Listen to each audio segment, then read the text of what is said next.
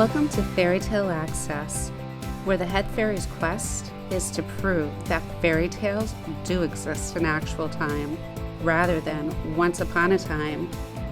Together, we will unravel the heroes, young and old, who turn dreams into reality. These are the people who still believe in happily ever after. The discoveries will bend even our most cynical non-believers into believing in fairy tales. Hi, welcome to Fairy Tale Access. Today we have Nathan Tudor from Orange County, California by Skype with the Empire's Lion. This is an epic fantasy. It has military, action, political intrigue. Thank you for joining us. How are you today? I'm doing well. So happy to be here. Thank you for having me on. All right, so there's ancient cultures, there's the political, the military intrigue, there's hidden meetings. Tell me a little bit about your background and how you got to create this story. That's a mere 500 pages long. Yeah. Yeah, it's a short one. So I studied religion in college, which, when you're in that field, you're getting everything from the local culture and, material relics to, high intellectual speculation, literature. And so it's really the whole span of the human experience. And so when I sat down to write a book, that just sort of naturally flowed forward. And it gave me that balance of, epic scale, but also really intimate character moments. You really did well with that. You had a great way of showing ancient history and the tides of time, as they unravel. So some scenes were specific to what was going on in the story, but some scenes reminded you of things that are going on right now, of things that have gone on in the past. It was really well done. And it was relatable and realistic. So how were you able to achieve that? And is this your first novel? It is my first novel, yeah. I've been writing on and off my whole life, but this was the first book I really sat down and said, this one is going out to readers, gonna, make my entry into the market, so to speak. And as I was writing it, I was thinking about how to strike that balance of, epic fantasy. We read it because we love, the world-changing plots, the grand scale. But I didn't want to lose the sense that, these are people with their own desires, wants, interests. They all have their own objectives and missions. And so when I was writing, I was always asking myself, the character I'm focused on right now, what does he or she want? What will they be willing to do to get it? What are their values? What will they compromise on? What won't they compromise on? And all those things, I think, helped me to keep the story grounded and feel, intimate while also having that scope. How long did it take you to write it? I'd estimate about a year. It wasn't all in one shot, but the first draft maybe 6 months, and then 6 months of revision. Wow, that's incredible. Because it's really long. How long is the series? The series is planned as a trilogy. So The Empire's Lion that you've got right there is book 1. Right now I'm working on book 2, which will be out later this year, hopefully. And there's one more book out, which isn't part of the core trilogy, but is a prequel, and it tells the origin story of Reva, the protagonist, and how she became the person she is. That was good. All right, and tell me about the characters. Were there any characters in history that you partially based them on or influenced to, and how you wrote them?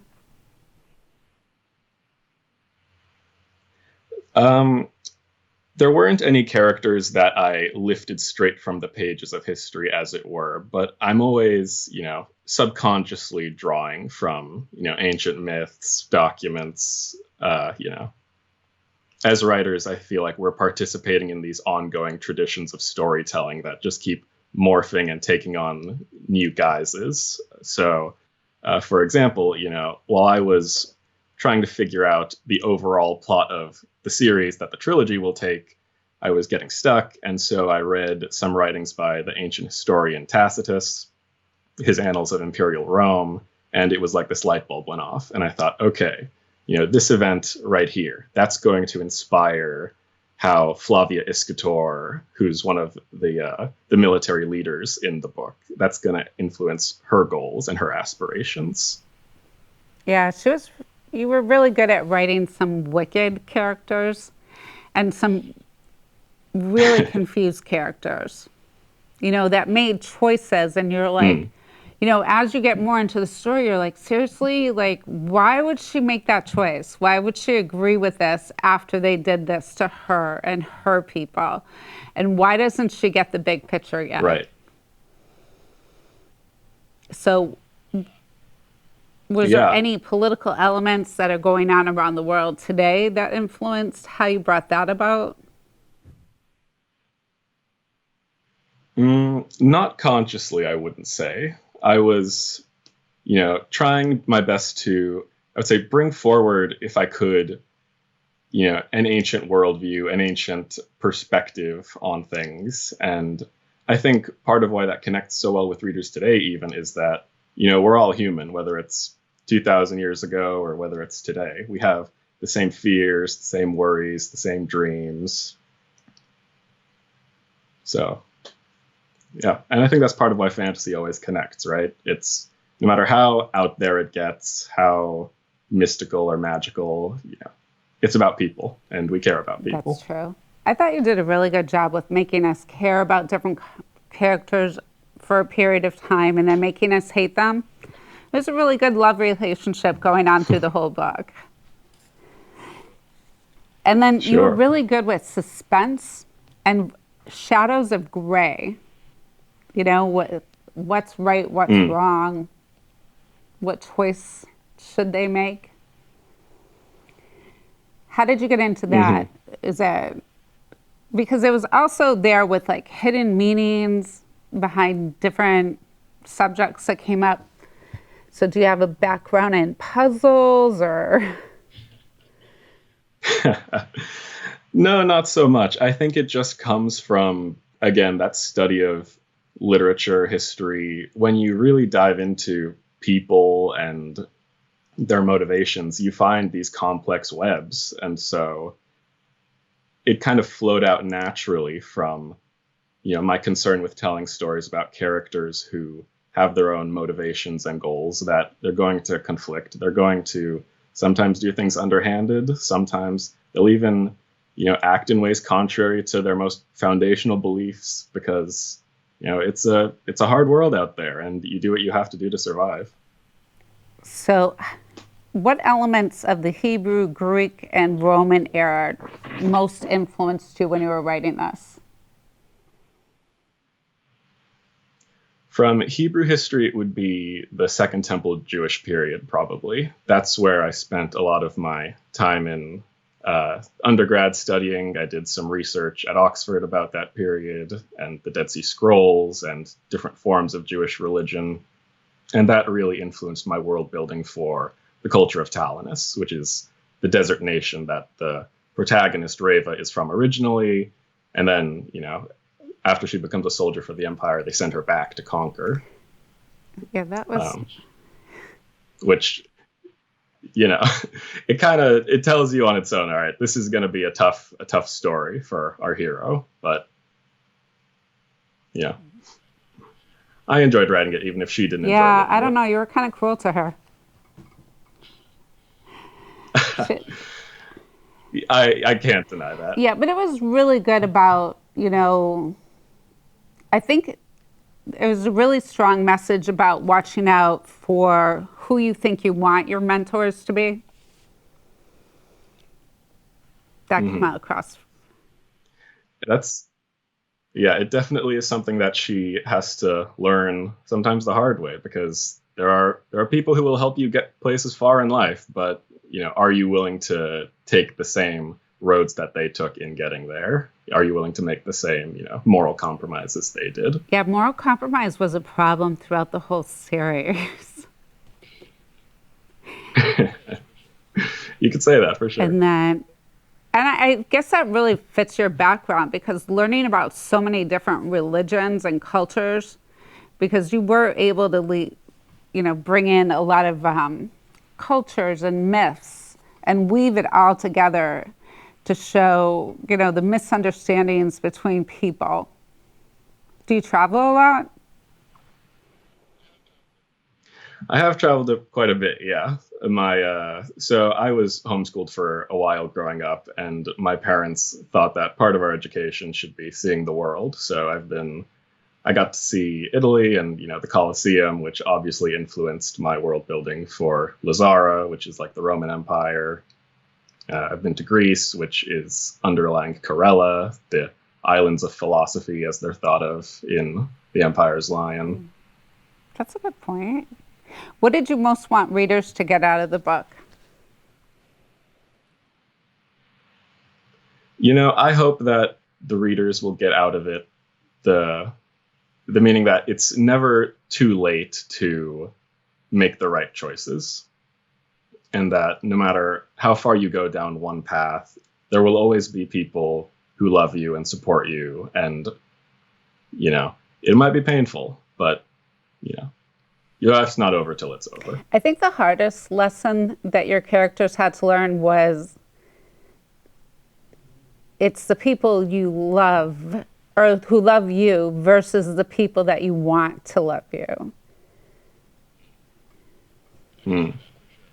I could see that for sure. Yeah, that was great. It was really kind of deep on ends. It had really good fight scenes. How did you do that? I wish I could tell you. To me, fight scenes are the hardest part of writing by far. They'll take me twice as long as any other scene. And it's kind of just a grueling step-by-step choreography of, all right, here's how it's starting. Here's how it ends. How am I going to make it as interesting as possible throughout? And I think a lot of that can be accomplished by reminding yourself what the stakes are for the characters, So don't let it fall into just, physical actions. Make sure that the reader is aware, what's driving the character. If they're willing to kill here, why are they willing to take that step?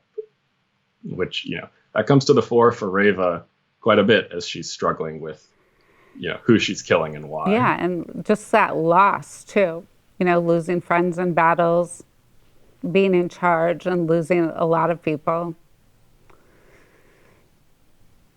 That was tough. So what kind of research did you do? Yeah. So the research ranged from, like I mentioned earlier, reading some ancient historians like Tacitus for kind of understanding the cultural fiber of Lazara, which, like I mentioned, is rooted in the Roman Empire. I read Virgil's Aeneid, which is their founding myth. I've spent a lot of time reading the Bible, Old and New Testament, which gives, other cultural perspectives on that time, whether it's from, people living in the Roman Empire, whether it's from kings in the ancient Near East. And so I love primary texts and mythology. That's, for me, I think fantasy, in a sense, is descended from, those old stories. So that's where I spent Definitely. a lot of my time. And the Lazarian Empire and the Roman Empire, the theme seemed to be conquer as many lands as possible, which rings true with, what we're seeing today, or what we think we're seeing possibly with Russia. Could be, yeah. And, part of what will, I think, come to the fore as the series continues and as more books come out is that, the spirit of empire, as it were, has been in this world for a long time. And, Lazara is yet another expression of that. And the characters are going to wrestle with, is this just our lives that we're fighting for, or are we fighting for something much bigger than us? And, there's the transition from just self-motivated characters to maybe, people you could really call heroes. Yeah, that's true. I think it's also one of those stories that you have to be careful who you choose for your heroes. You have to put a little more thought into it. It was one of our main characters was not grasping the whole picture, and you I was like, you could say that. Wait, what are you doing? But it was a really fast-paced read, hard to put down in a lot of places, and some were really thought-provoking, which I thought was well done for this, because it is epic. It's an epic military political intrigue. And we haven't even met the real players behind the scenes pulling all the strings yet. So how many are going to be in the series? So you've got book 1. Book 2 is going to come out later this year, and that will be sort of bridging us from, what's the fallout of the war that we saw here? How are the players repositioning to, capitalize on, potential gains, to cover their losses? What new agents are entering the field, so to speak. And then that will take us to book 3, and that'll be the epic conclusion of, it's all on the line, no holds barred. We win here or we lose forever. Well, that was a theme through the beginning of the book, too. Behind every man, a motive, a past, an obstacle to overcome. I think that was one of the lines. And you did have a lot of Arabic influences. Have you ever traveled to the Middle East?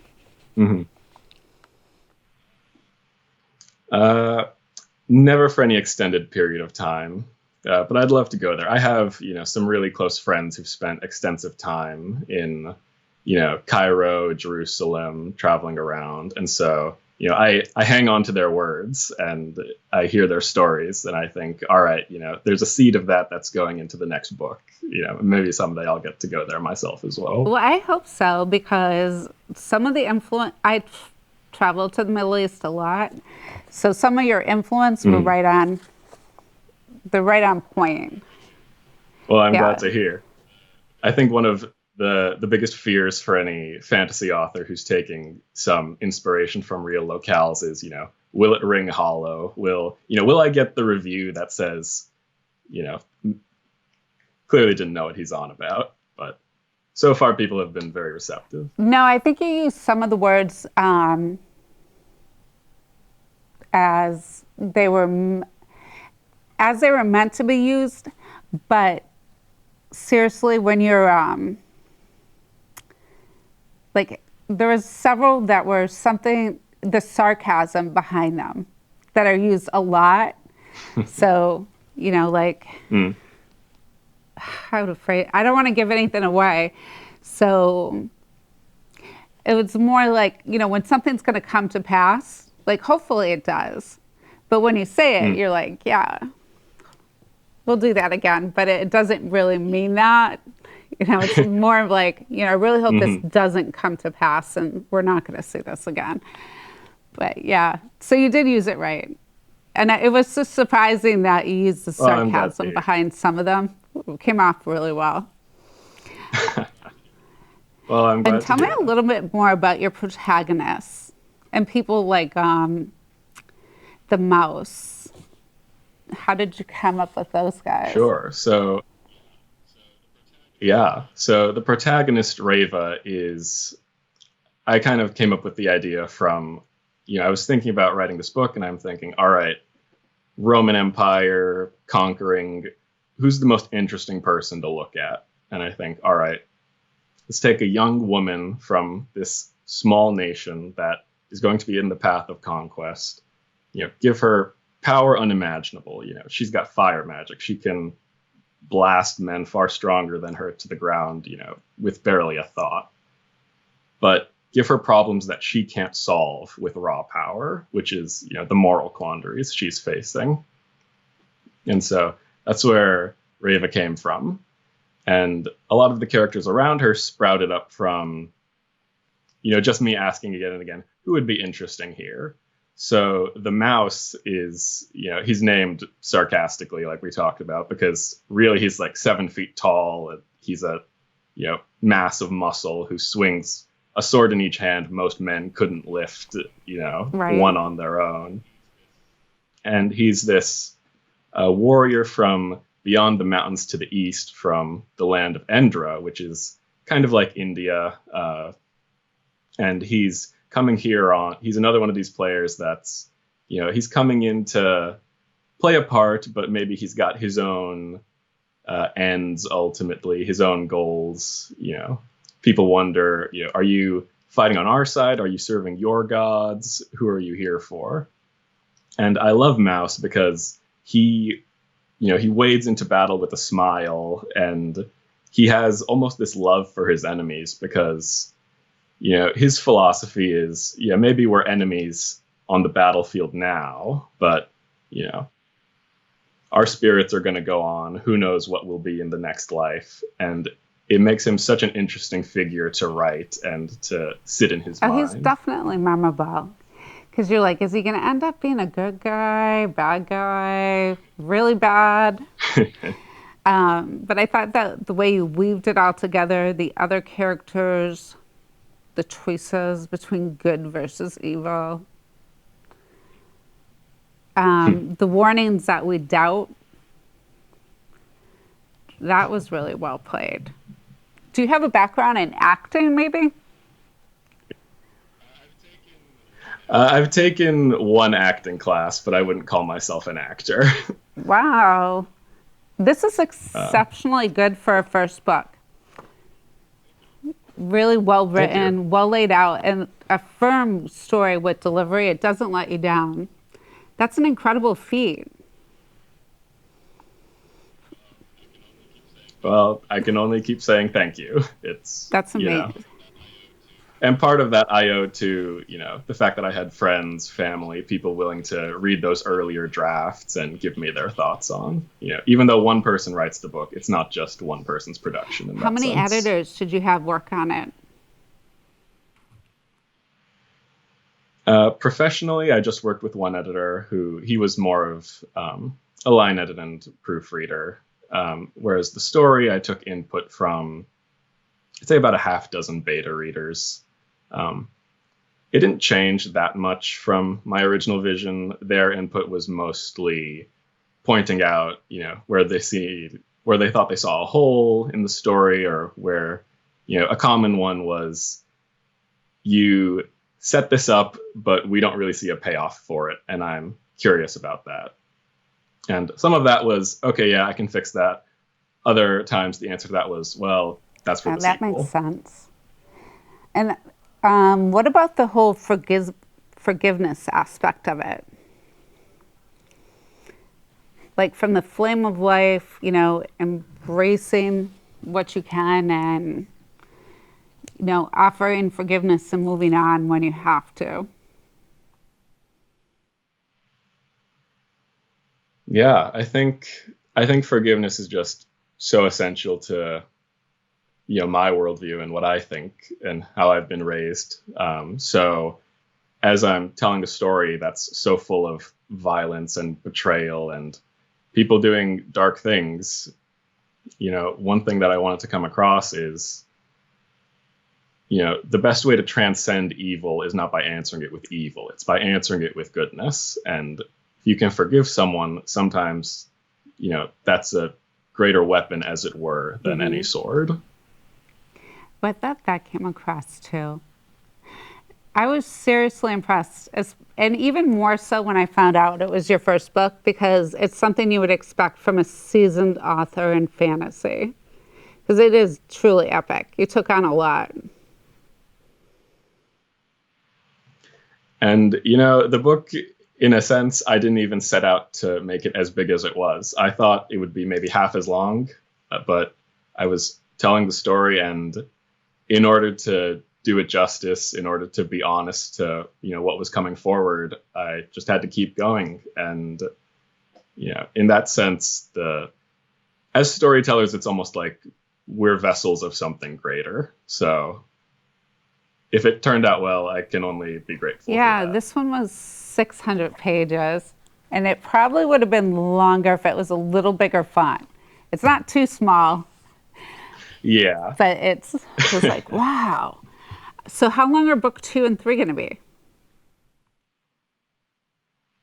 Well, it will be determined to some extent. I'm not going to say it will be too much longer or too much shorter, hopefully, but I had some hopes that maybe book 1 would be, the really long epic introduction, and then books 2 and 3 more normal sized perhaps, but I don't know if the shape of the story will let me get away with that.